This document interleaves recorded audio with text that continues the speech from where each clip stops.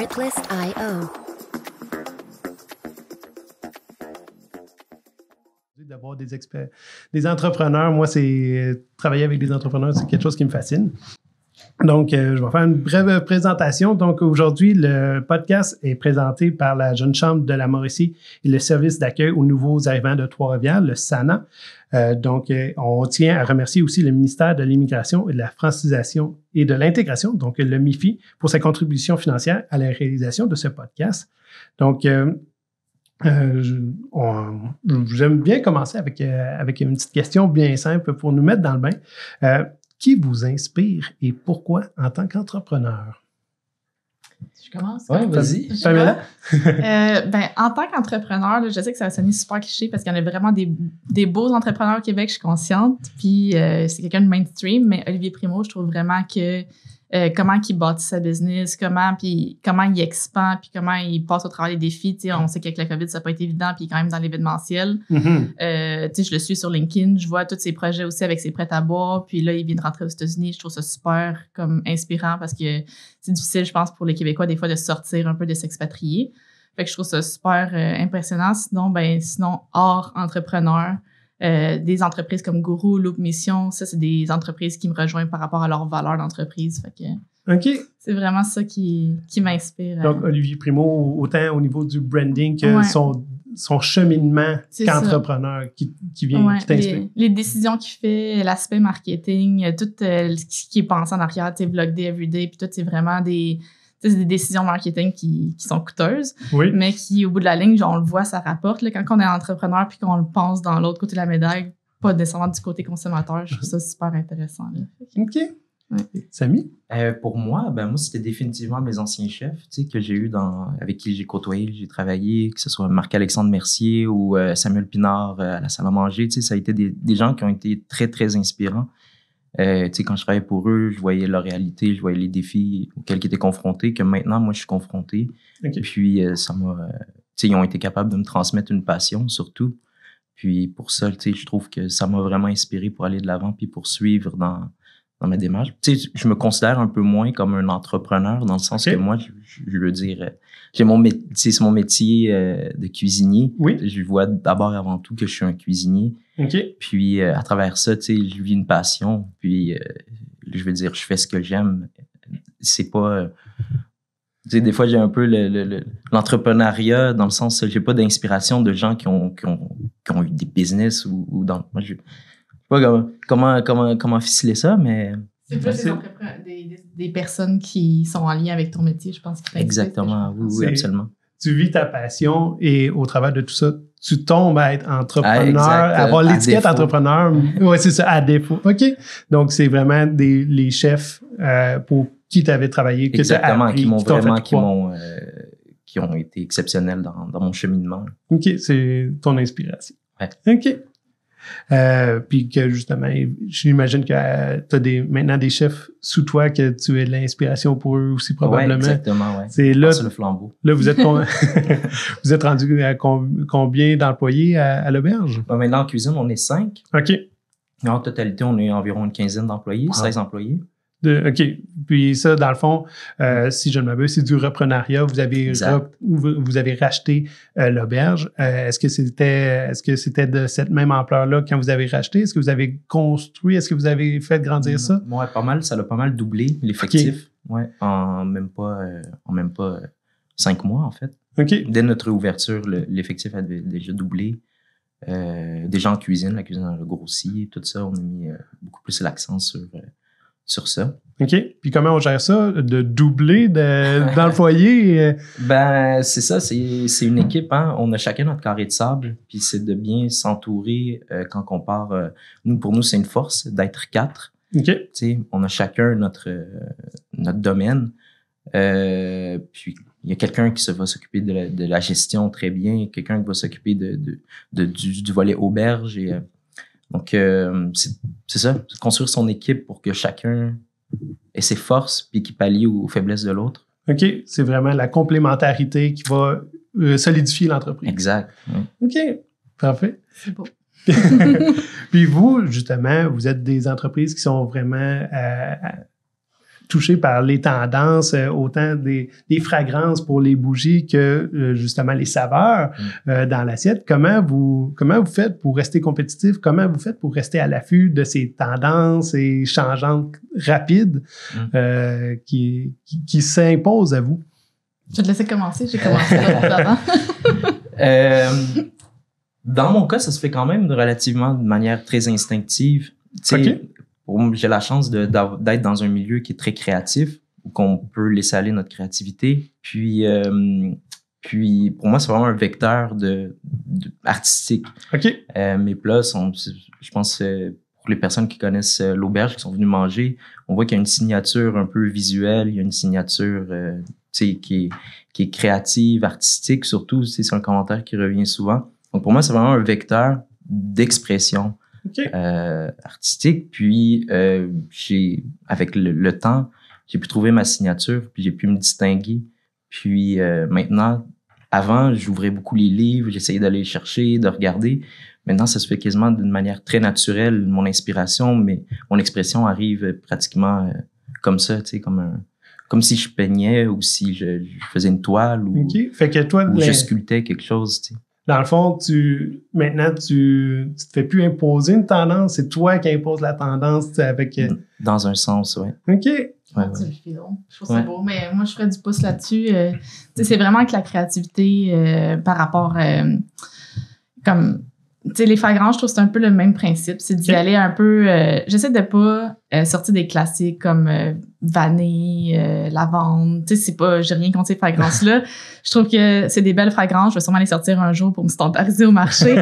Mais j'aime sortir quelque chose qui est un petit peu plus créatif, qui sort un petit peu plus du lot, mais toujours rester dans le naturel quand même, parce que je veux pas les fragrances qui sentent super funky ou des choses comme ça.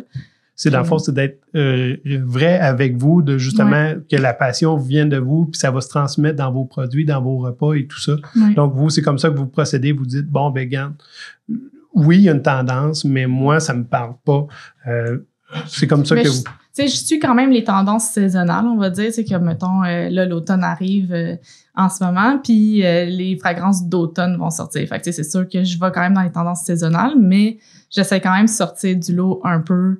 Il y a des choses qui sont classiques comme tarte aux pommes, on s'entend que ça fait très saisonnal l'automne, mais j'essaie de sortir un peu du lot quand même où, mettons, je vais sortir un qui est café noir. Ben le café noir, c'est pas quelque chose qu'on voit quelque chose qui est si fréquent que ça.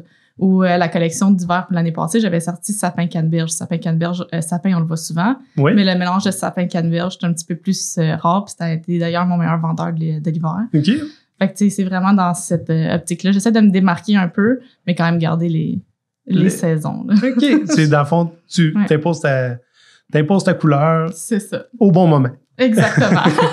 c'est pas mal aussi dans l'identité que tu veux créer, puis dans ta vision. Exact. Après, nous, on fait que affaire avec les producteurs qui sont autour de nous. Donc, nos produits, il y a une imposition quand même de respecter, d'utiliser leurs produits. Donc, à partir de là, après, on développe. OK. Mais c'est de définir ces barèmes-là, puis après... de partir. Puis...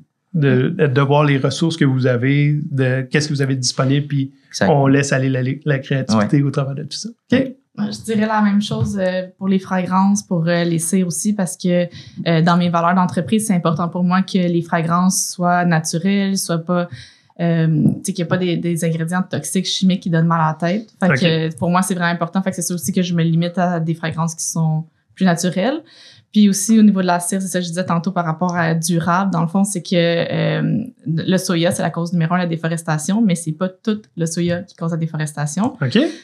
Donc, je me suis assurée de travailler avec un fournisseur qui est issu d'une culture durable dans la façon dont ils réutilisent leur terre au lieu d'en défricher d'autres. OK. Puis ça, pour moi, c'est vraiment ça qui m'inspire aussi dans mes productions, mettons. Fait que autant que, on laisse libre sa créativité, mais il faut prendre en considération que malgré tout... On a des valeurs. On a des valeurs, puis... valeurs éthiques. OK. Puis justement, on peut pas faire autre que les fournisseurs et tout ça, que les produits qu'on veut mettre de l'avant et tout ça. OK. Puis justement, trouver ces fournisseurs-là que des fois sont un petit peu plus dans un créneau précis.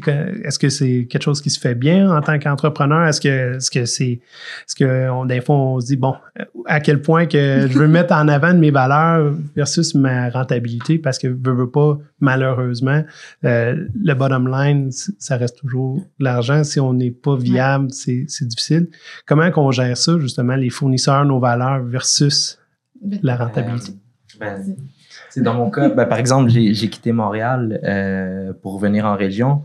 À Saint-Mathieu, je veux dire, t'as pas un camion qui débarque puis qui te livre comme un grossiste ou comme à Montréal où tu t'appelles Berry, du marché Jean Talon, où débarque avec tous les légumes que tu as besoin. Tu passes des commandes chez Hector l'arrivée, il débarque. Puis il y a le démarchage qu'on a eu à Saint-Mathieu qui fait un peu notre force de vraiment, comme quand on est arrivé, d'aller voir tous les producteurs, productrices qui étaient autour de nous, de regarder tous les agriculteurs qui faisaient quoi, puis d'avoir une relation avec eux, puis un dialogue.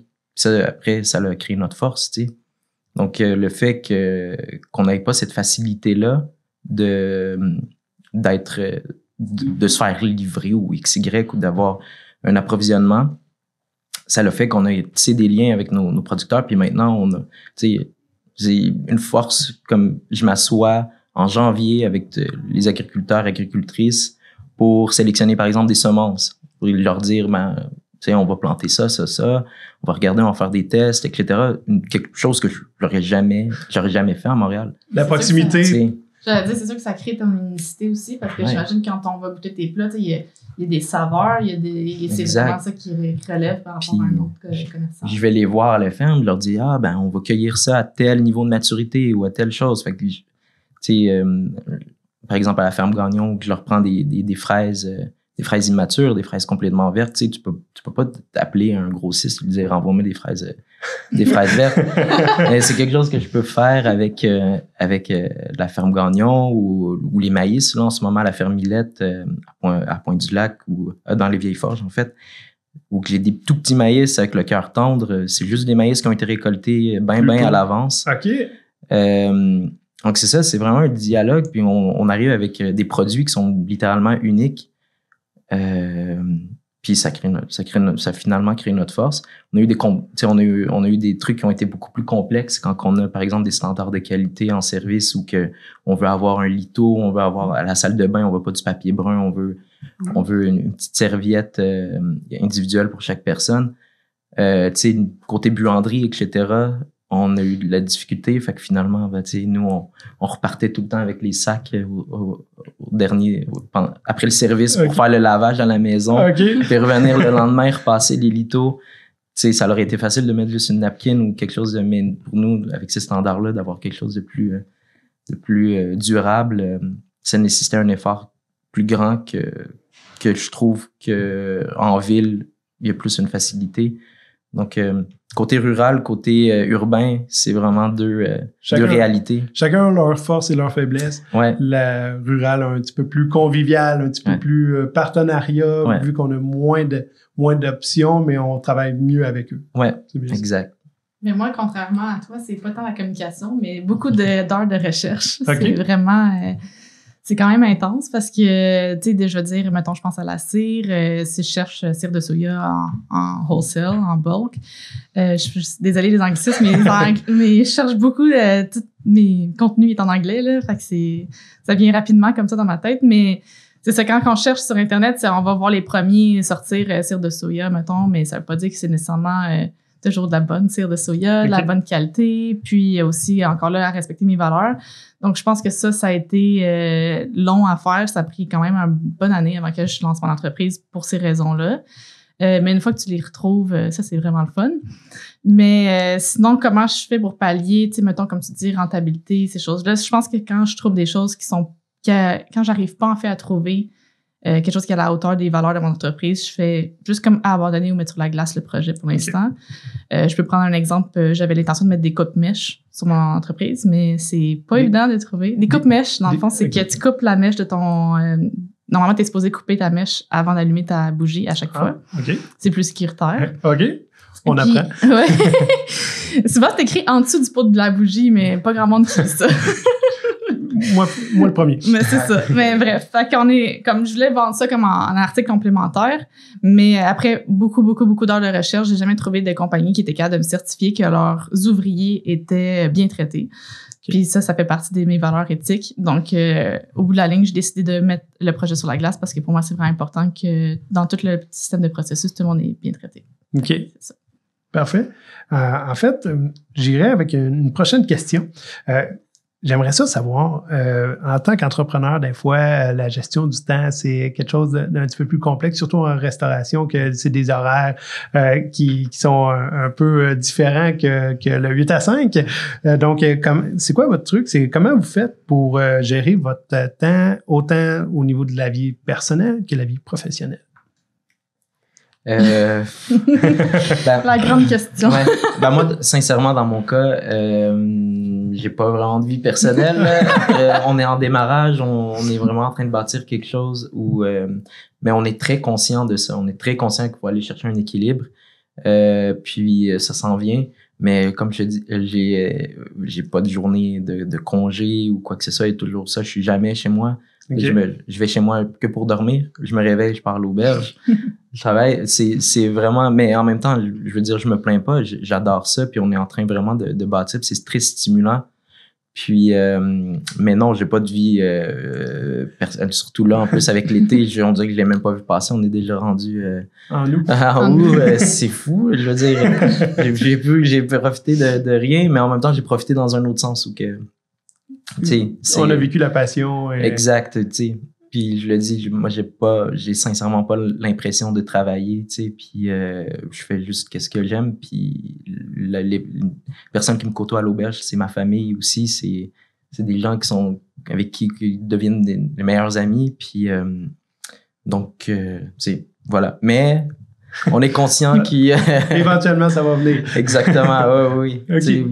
Puis je veux dire, j'ai pas de femme, j'ai pas des enfants, en ce moment, c'est vraiment le projet sur lequel puis éventuellement, j'espère qu'un jour... Comme tu as dit, ta famille, actuellement, c'est l'auberge. Exact. Ah, c'est cute.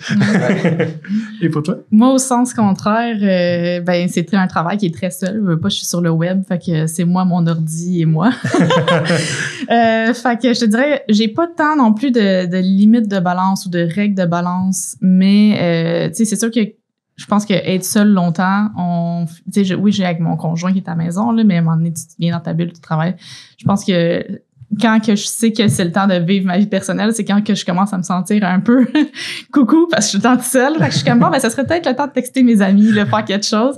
Sortir un peu. Ouais, sortir un peu de ma bulle. Fait que je te dirais que c'est un peu ça, mais j'ai pas encore de règles définies. Mettons, à 5 heures, c'est terminé. Le week-end, je travaille pas. Là, c'est pas ça qui se passe. Là, en démarrage, là, en démarrage, c'est justement, on a du temps à donner pour commencer, pour mettre des bases solides, puis après ça, c'est un sacrifice à donner. Mais on a essayé, tu sais, mes associés puis moi, on s'est dit, OK, on se prend tous une journée on ferme nos téléphones, nanana, okay. tout, puis ça a duré 2 semaines.